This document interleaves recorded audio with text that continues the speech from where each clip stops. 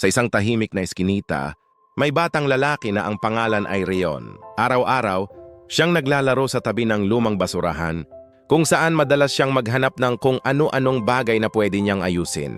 Mahirap lang ang pamilya ni Rion, pero hindi iyon naging hadlang para maging masayahin siya.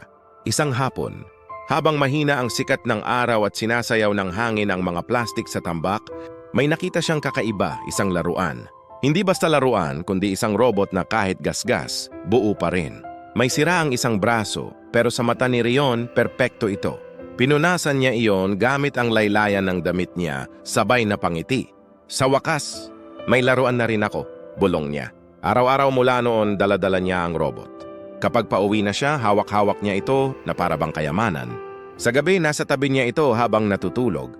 Ngunit isang araw habang naglalaro sa kanto, may napansing logo ang isang tindera sa karinderya. Aba, parang kamukha ng laruan ng pamilyang nakatira sa dulo. Yung dati may kaya pero biglang naghirap. Napatigil si Rion pero hindi niya ito pinansin. Siguro kamukha lang. Isang linggo ang lumipas. May isang batang babae na lumapit sa kanya. Nakatingin ito sa robot at hindi mapigilang maiyak. Iyan ang laruan ng kapatid ko, sabi ng bata. Nabenta yon sa junk shop?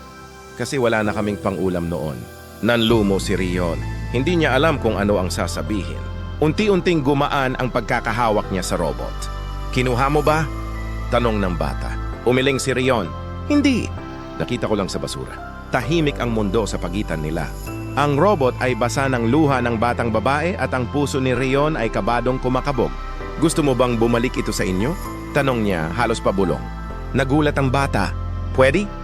Ngumiti si Rion. Hindi dahil kaya niya, kundi dahil mas masarap magbigay kaysa panatilihin ang bagay na hindi naman talaga sa kanya.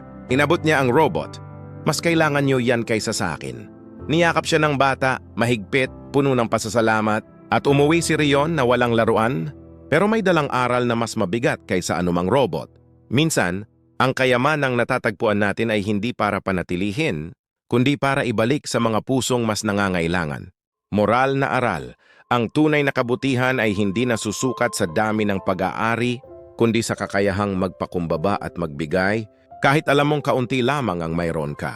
Si Rion ay bata pa, pero naranasan niyang pumili sa pagitan ng kung ano ang gusto niya at kung ano ang tama. At doon nasukat ang pagkatao niya sa pagbalik sa laruan, pinili niyang maging daan ng kaginhawaan para sa iba.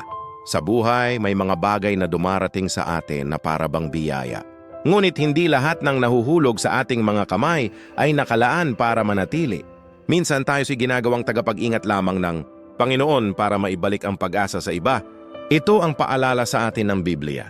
Kawikaan 19:17. Ang nagpapakita ng kabutihan sa dukha ay nagpapautang sa Panginoon at siya ang magbabalik ng gantimpala para sa kabutihang iyon.